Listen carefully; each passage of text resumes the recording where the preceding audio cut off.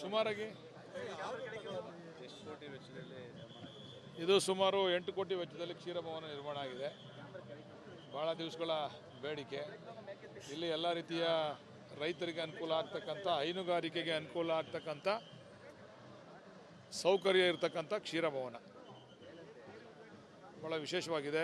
ರೈತರು ಮಕ್ಕಳುಗಳು ಇಲ್ಲಿ ಮೇಲ್ಗಡೆ ಸಣ್ಣ ಪುಟ್ಟ ಕಾರ್ಯಕ್ರಮಗಳನ್ನು ಕೂಡ ಮಾಡ್ಕೋಬೋದು. ಅಂದರೆ ಒಂದು ಎಂಗೇಜ್ಮೆಂಟ್ ಮಾಡ್ಕೋಬೋದು. ಮದುವೆ ಬಿಟ್ಟು ಸಣ್ಣ ಪುಟ್ಟ ಕಾರ್ಯಕ್ರಮಗಳು ಇರ್ತಾವಲ್ಲ, ಹುಟ್ಟುಹಬ್ಬ ಇನ್ನೊಂದು ಮತ್ತೊಂದು, ರೈತರಿಗೆ ಅನುಕೂಲ ಆಗಲಿ ಅಂತ ಮೇಲ್ಗಡೆ ಒಂದು ಆಡಿಟೋರಿಯಮನ್ನು ಕೂಡ ಕಟ್ಟಿದ್ದಾರೆ.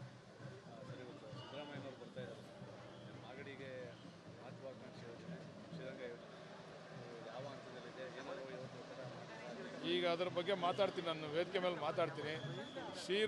ಶ್ರೀರಂಗ ಏತ ನೀರಾವರಿಗೆ ಚಾಲನೆ ಕೊಟ್ಟಂಥವ್ರು ಸನ್ಮಾನ್ಯ ಮುಖ್ಯಮಂತ್ರಿಗಳೇ.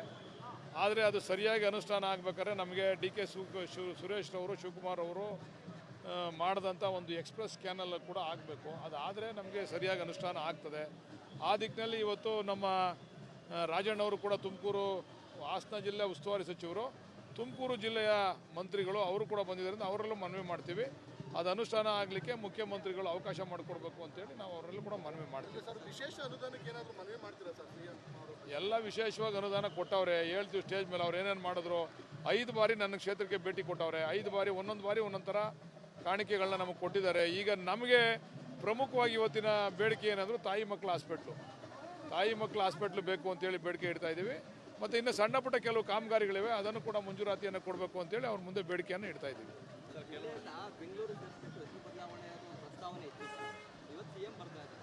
ಸೇರ್ಸ್ ಆಗಿದೆ, ಆಗಲೇ ಕ್ಯಾಬಿನೆಟಲ್ಲಿ ಅಪ್ರೂವಲ್ ಆಗಿದೆ. ಅದು ಬದಲಾವಣೆ ಆಗ್ತದೆ. ಯಾಕಂದರೆ ನೋಡಿ, ಮಾಗಡಿ ಕಟ್ತಂಥವ್ರು, ಬೆಂಗಳೂರು ಕಟ್ತಂಥವ್ರು ಕೆಂಪೇಗೌಡರ ಹೆಸರು ನಮ್ಮ ಜಿಲ್ಲೆಗೆ ತಳ್ಕಾಕಿರಲಿ ಅಂತೇಳಿ ನಮ್ಮ ಆಸೆ.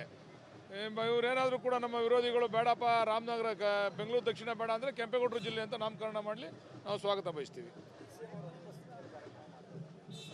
DCM ಯಾವುದೋ ಮಾಧ್ಯಮದಲ್ಲಿ ಹೊಡಿತಾ ಇದ್ದಾರೆ ಅಂತೇಳಿ ಗೊತ್ತಾಯ್ತು ನನಗೆ.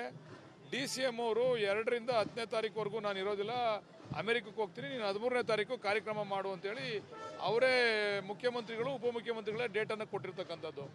ನಿಗದಿ ಆದಮೇಲೆ ಅವ್ರ ಕಾರ್ಯಕ್ರಮ ಬದಲಾವಣೆ ಆಯಿತು. ಅದರಿಂದ ಅವರ ಅನುಪಸ್ಥಿತಿ ಅನ್ನೋದಕ್ಕಿಂತ ಅವರ ಒಪ್ಪಿಗೆಯನ್ನು ಪಡೆದು ಈ ಕಾರ್ಯಕ್ರಮವನ್ನು ಮಾಡ್ತಾ ಇದ್ದೇವೆ.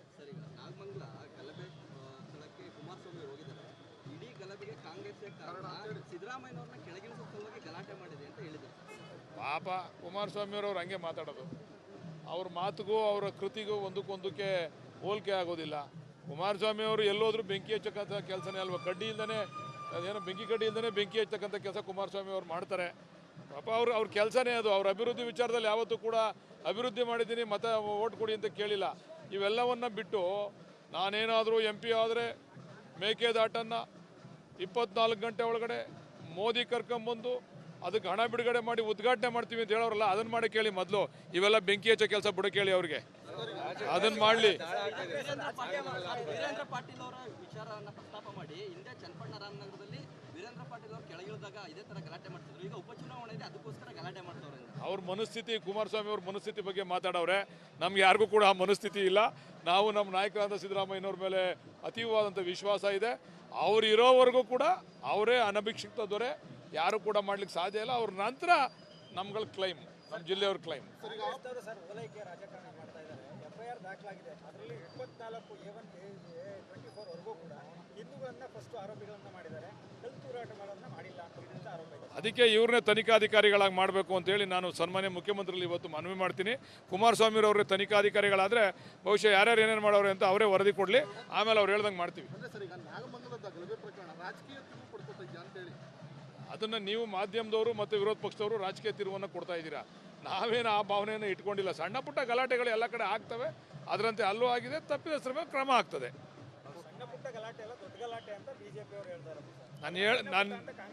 ನಾನು ಹೇಳ್ತಾ ಇಲ್ವಾ, ಯಾರು ತಪ್ಪು ಮಾಡೋರು ಅವ್ರಿಗೆ ಶಿಕ್ಷೆ ಆಗ್ತದೆ. ನಾವು ಹೇಳಿದ್ದೀವಿ ಈಗಾಗಲೇ, ಯಾವುದೋ ಒಂದು ಧರ್ಮವನ್ನು ಓಲೈಕೆ ಮಾಡ್ತಕ್ಕಂಥ ಸಂಸ್ಕೃತಿ ನಮ್ಮ ಪಕ್ಷದಲ್ಲಿ ಇಲ್ಲ. ನಾವೆಲ್ಲ ಧರ್ಮಕ್ಕೂ ಕೂಡ ಗೌರವ ಕೊಡ್ತಕ್ಕಂಥವ್ರು. ಆ ಧರ್ಮದ ವಿಚಾರವನ್ನು ಇಟ್ಕೊಂಡು ಯಾರು ತೊಂದರೆ ಕೊಡ್ತಾರೋ ಅವ್ರ ಶಿಕ್ಷೆನ ಅನುಭವಿಸಲೇಬೇಕು ಅಂತೇಳಿ ನಮ್ಮ ಒತ್ತಾಯ. ಸುಮಾರಾಗಿ ಇದು ಸುಮಾರು 8 ಕೋಟಿ ವೆಚ್ಚದಲ್ಲಿ ಕ್ಷೀರಭವನ ನಿರ್ಮಾಣ ಆಗಿದೆ. ಭಾಳ ದಿವಸಗಳ ಬೇಡಿಕೆ. ಇಲ್ಲಿ ಎಲ್ಲ ರೀತಿಯ ರೈತರಿಗೆ ಅನುಕೂಲ ಆಗ್ತಕ್ಕಂಥ, ಹೈನುಗಾರಿಕೆಗೆ ಅನುಕೂಲ ಆಗ್ತಕ್ಕಂಥ ಸೌಕರ್ಯ ಇರತಕ್ಕಂಥ ಕ್ಷೀರಭವನ ಭಾಳ ವಿಶೇಷವಾಗಿದೆ. ರೈತರು ಮಕ್ಕಳುಗಳು ಇಲ್ಲಿ ಮೇಲ್ಗಡೆ ಸಣ್ಣ ಪುಟ್ಟ ಕಾರ್ಯಕ್ರಮಗಳನ್ನು ಕೂಡ ಮಾಡ್ಕೋಬೋದು. ಅಂದರೆ ಒಂದು ಎಂಗೇಜ್ಮೆಂಟ್ ಮಾಡ್ಕೋಬೋದು. ಮದುವೆ ಬಿಟ್ಟು ಸಣ್ಣ ಪುಟ್ಟ ಕಾರ್ಯಕ್ರಮಗಳು ಇರ್ತಾವಲ್ಲ, ಹುಟ್ಟುಹಬ್ಬ ಇನ್ನೊಂದು ಮತ್ತೊಂದು, ರೈತರಿಗೆ ಅನುಕೂಲ ಆಗಲಿ ಅಂತ ಮೇಲ್ಗಡೆ ಒಂದು ಆಡಿಟೋರಿಯಮನ್ನು ಕೂಡ ಕಟ್ಟಿದ್ದಾರೆ. ಸಿದ್ದರಾಮಯ್ಯನವರು ಬರ್ತಾ ಇದ್ದಾರೆ ಮಾಗಡಿಗೆ ಮಹತ್ವಾಕಾಂಕ್ಷಿ ಯೋಜನೆ ಶ್ರೀರಂಗ ಯೋಜನೆ ಯಾವ ಹಂತದಲ್ಲಿದೆ, ಏನಾದರೂ ಇವತ್ತು ಈಗ ಅದರ ಬಗ್ಗೆ ಮಾತಾಡ್ತೀನಿ, ನಾನು ವೇದಿಕೆ ಮೇಲೆ ಮಾತಾಡ್ತೀನಿ. ಶ್ರೀರಂಗ ಏತ ನೀರಾವರಿಗೆ ಚಾಲನೆ ಕೊಟ್ಟಂಥವ್ರು ಸನ್ಮಾನ್ಯ ಮುಖ್ಯಮಂತ್ರಿಗಳೇ. ಆದರೆ ಅದು ಸರಿಯಾಗಿ ಅನುಷ್ಠಾನ ಆಗಬೇಕಾದ್ರೆ ನಮಗೆ DK ಸುರೇಶ್ ಅವರು, ಶಿವಕುಮಾರ್ ಅವರು ಮಾಡಿದಂಥ ಒಂದು ಎಕ್ಸ್ಪ್ರೆಸ್ ಕ್ಯಾನಲ್ ಕೂಡ ಆಗಬೇಕು. ಅದಾದರೆ ನಮಗೆ ಸರಿಯಾಗಿ ಅನುಷ್ಠಾನ ಆಗ್ತದೆ. ಆ ದಿಕ್ಕಿನಲ್ಲಿ ಇವತ್ತು ನಮ್ಮ ರಾಜಣ್ಣವರು ಕೂಡ ತುಮಕೂರು ಹಾಸನ ಜಿಲ್ಲೆ ಉಸ್ತುವಾರಿ ಸಚಿವರು, ತುಮಕೂರು ಜಿಲ್ಲೆಯ ಮಂತ್ರಿಗಳು ಅವರು ಕೂಡ ಬಂದಿದ್ದರಿಂದ ಅವರಲ್ಲೂ ಮನವಿ ಮಾಡ್ತೀವಿ. ಅದು ಅನುಷ್ಠಾನ ಆಗಲಿಕ್ಕೆ ಮುಖ್ಯಮಂತ್ರಿಗಳು ಅವಕಾಶ ಮಾಡಿಕೊಡ್ಬೇಕು ಅಂತೇಳಿ ನಾವು ಅವರಲ್ಲೂ ಕೂಡ ಮನವಿ ಮಾಡ್ತೀವಿ. ಸರ್, ವಿಶೇಷ ಅನುದಾನಕ್ಕೆ ಏನಾದರೂ ಮನವಿ ಮಾಡ್ತೀರಾ ಸರ್ CM ಅವರು? ಎಲ್ಲ ವಿಶೇಷವಾಗಿ ಅನುದಾನ ಕೊಟ್ಟವ್ರೆ. ಹೇಳ್ತೀವಿ ಸ್ಟೇಜ್ ಮೇಲೆ ಅವ್ರು ಏನೇನು ಮಾಡಿದ್ರು. 5 ಬಾರಿ ನನ್ನ ಕ್ಷೇತ್ರಕ್ಕೆ ಭೇಟಿ ಕೊಟ್ಟವ್ರೆ. 5 ಬಾರಿ ಒಂದೊಂದು ಥರ ಕಾಣಿಕೆಗಳನ್ನ ನಮಗೆ ಕೊಟ್ಟಿದ್ದಾರೆ. ಈಗ ನಮಗೆ ಪ್ರಮುಖವಾಗಿ ಇವತ್ತಿನ ಬೇಡಿಕೆ ಏನಾದರೂ ತಾಯಿ ಮಕ್ಕಳ ಹಾಸ್ಪಿಟ್ಲು ಬೇಕು ಅಂತೇಳಿ ಬೇಡಿಕೆ ಇಡ್ತಾ ಇದ್ದೀವಿ. ಮತ್ತು ಇನ್ನು ಸಣ್ಣ ಪುಟ್ಟ ಕೆಲವು ಕಾಮಗಾರಿಗಳಿವೆ, ಅದನ್ನು ಕೂಡ ಮಂಜೂರಾತಿಯನ್ನು ಕೊಡಬೇಕು ಅಂತೇಳಿ ಅವ್ರ ಮುಂದೆ ಬೇಡಿಕೆಯನ್ನು ಇಡ್ತಾ ಇದ್ದೀವಿ. ಬೆಂಗಳೂರು ಬದಲಾವಣೆ ಪ್ರಸ್ತಾವನೆ ಇತ್ತು. ಇವತ್ತು CM ಬರ್ತಾ ಇದ್ದಾರೆ. ಆ ವಿಚಾರ ಸೇರ್ಸ್ ಆಗಿದೆ, ಆಗಲೇ ಕ್ಯಾಬಿನೆಟಲ್ಲಿ ಅಪ್ರೂವಲ್ ಆಗಿದೆ.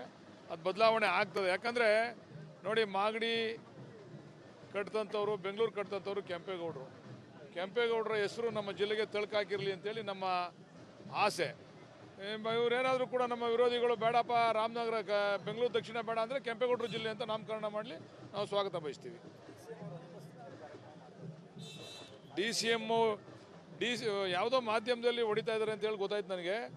DCM ಅವರು 2ರಿಂದ 10ನೇ ತಾರೀಕುವರೆಗೂ ನಾನು ಇರೋದಿಲ್ಲ, ಅಮೆರಿಕಕ್ಕೆ ಹೋಗ್ತೀನಿ, ನೀನು 13ನೇ ತಾರೀಕು ಕಾರ್ಯಕ್ರಮ ಮಾಡು ಅಂತೇಳಿ ಅವರೇ ಮುಖ್ಯಮಂತ್ರಿಗಳು ಉಪಮುಖ್ಯಮಂತ್ರಿಗಳೇ ಡೇಟನ್ನು ಕೊಟ್ಟಿರ್ತಕ್ಕಂಥದ್ದು. ನಿಗದಿ ಆದಮೇಲೆ ಅವ್ರ ಕಾರ್ಯಕ್ರಮ ಬದಲಾವಣೆ ಆಯಿತು. ಅದರಿಂದ ಅವರ ಅನುಪಸ್ಥಿತಿ ಅನ್ನೋದಕ್ಕಿಂತ ಅವರ ಒಪ್ಪಿಗೆಯನ್ನು ಪಡೆದು ಈ ಕಾರ್ಯಕ್ರಮವನ್ನು ಮಾಡ್ತಾ ಇದ್ದೇವೆ. ಸರ್, ಈಗ ನಾಗಮಂಗಲ ಗಲಭೆ ಸ್ಥಳಕ್ಕೆ ಕುಮಾರಸ್ವಾಮಿ ಹೋಗಿದ್ದಾರೆ. ಇಡೀ ಗಲಭೆಗೆ ಕಾಂಗ್ರೆಸ್ಸೇ ಕಾರಣ, ಸಿದ್ದರಾಮಯ್ಯನವ್ರನ್ನ ಕೆಳಗಿಳಿಸೋ ಸಲುವಾಗಿ ಗಲಾಟೆ ಮಾಡಿದೆ ಅಂತ ಹೇಳಿದ್ದಾರೆ. ಪಾಪ ಕುಮಾರಸ್ವಾಮಿಯವರು ಹಂಗೆ ಮಾತಾಡೋದು. ಅವ್ರ ಮಾತಿಗೂ ಅವರ ಕೃತಿಗೂ ಒಂದಕ್ಕೆ ಹೋಲಿಕೆ ಆಗೋದಿಲ್ಲ. ಕುಮಾರಸ್ವಾಮಿಯವರು ಎಲ್ಲೋದ್ರೂ ಬೆಂಕಿ ಹಚ್ಚಕ್ಕಂಥ ಕೆಲಸನೇ ಅಲ್ವಾ. ಕಡ್ಡಿ ಇಲ್ದೇ ಅದೇನೋ ಕಡ್ಡಿ ಇಲ್ದೇ ಬೆಂಕಿ ಹಚ್ಚಕ್ಕಂಥ ಕೆಲಸ ಕುಮಾರಸ್ವಾಮಿ ಅವ್ರು ಮಾಡ್ತಾರೆ. ಪಾಪ ಅವ್ರ ಕೆಲಸನೇ ಅದು. ಅವ್ರ ಅಭಿವೃದ್ಧಿ ವಿಚಾರದಲ್ಲಿ ಯಾವತ್ತೂ ಕೂಡ ಅಭಿವೃದ್ಧಿ ಮಾಡಿದ್ದೀನಿ ಮತ ಓಟ್ ಕೊಡಿ ಅಂತ ಕೇಳಿಲ್ಲ. ಇವೆಲ್ಲವನ್ನ ಬಿಟ್ಟು ನಾನೇನಾದರೂ MP ಆದರೆ ಮೇಕೆದಾಟನ್ನು 24 ಗಂಟೆ ಒಳಗಡೆ ಮೋದಿ ಕರ್ಕೊಂಬಂದು ಅದಕ್ಕೆ ಹಣ ಬಿಡುಗಡೆ ಮಾಡಿ ಉದ್ಘಾಟನೆ ಮಾಡ್ತೀವಿ ಅಂತ ಹೇಳೋರಲ್ಲ, ಅದನ್ನು ಮಾಡಿ ಕೇಳಿ ಮೊದಲು. ಇವೆಲ್ಲ ಬೆಂಕಿ ಹಚ್ಚೋ ಕೆಲಸ ಬಿಡ ಕೇಳಿ ಅವ್ರಿಗೆ, ಅದನ್ನು ಮಾಡಲಿ. ವೀರೇಂದ್ರ ಪಾಟೀಲ್ ಅವರ ವಿಚಾರವನ್ನು ಪ್ರಸ್ತಾಪ ಮಾಡಿ ಹಿಂದೆ ಚನ್ನಪಣ್ಣ ರಾಮನಗರದಲ್ಲಿ ವೀರೇಂದ್ರ ಪಾಟೀಲ್ ಅವರು ಕೆಳಗಿಳಿದಾಗ ಇದೇ ತರ ಗಲಾಟೆ ಮಾಡ್ತಿದ್ರು. ಈಗ ಉಪಚುನಾವಣೆ ಇದೆ, ಅದಕ್ಕೋಸ್ಕರ ಗಲಾಟೆ ಮಾಡ್ತವ್ರೆ. ಅವ್ರ ಮನಸ್ಥಿತಿ, ಕುಮಾರಸ್ವಾಮಿ ಅವ್ರ ಮನಸ್ಥಿತಿ ಬಗ್ಗೆ ಮಾತಾಡವ್ರೆ. ನಮ್ಗೆ ಯಾರಿಗೂ ಕೂಡ ಆ ಮನಸ್ಥಿತಿ ಇಲ್ಲ. ನಾವು ನಮ್ಮ ನಾಯಕರಾದ ಸಿದ್ದರಾಮಯ್ಯನವ್ರ ಮೇಲೆ ಅತೀವವಾದಂಥ ವಿಶ್ವಾಸ ಇದೆ. ಅವ್ರು ಇರೋವರೆಗೂ ಕೂಡ ಅವರೇ ಅನಭಿಕ್ಷಿಕ್ತ ದೊರೆ, ಯಾರು ಕೂಡ ಮಾಡ್ಲಿಕ್ಕೆ ಸಾಧ್ಯ ಇಲ್ಲ. ಅವ್ರ ನಂತರ ನಮ್ಗಳ ಕ್ಲೈಮ್, ನಮ್ಮ ಜಿಲ್ಲೆಯವ್ರ ಕ್ಲೈಮ್. ಸರ್, ಓಲೈಕೆ ರಾಜಕಾರಣ ಮಾಡ್ತಾ ಇದ್ದಾರೆ. FIR ದಾಖಲಾಗಿದೆ. ಅದರಲ್ಲಿ 24 A1 A24 ವರೆಗೂ ಕೂಡ ಹಿಂದೂಗಳನ್ನ ಫಸ್ಟ್ ಆರೋಪಿಗಳನ್ನ ಮಾಡಿದ್ದಾರೆ, ಕಲ್ತೂರಾಟ ಮಾಡೋದನ್ನ ಮಾಡಿಲ್ಲ ಅಂತ ಆರೋಪ ಇದೆ. ಅದಕ್ಕೆ ಇವ್ರನ್ನೇ ತನಿಖಾಧಿಕಾರಿಗಳಾಗಿ ಮಾಡಬೇಕು ಅಂತೇಳಿ ನಾನು ಸನ್ಮಾನ್ಯ ಮುಖ್ಯಮಂತ್ರಿಗಳು ಇವತ್ತು ಮನವಿ ಮಾಡ್ತೀನಿ.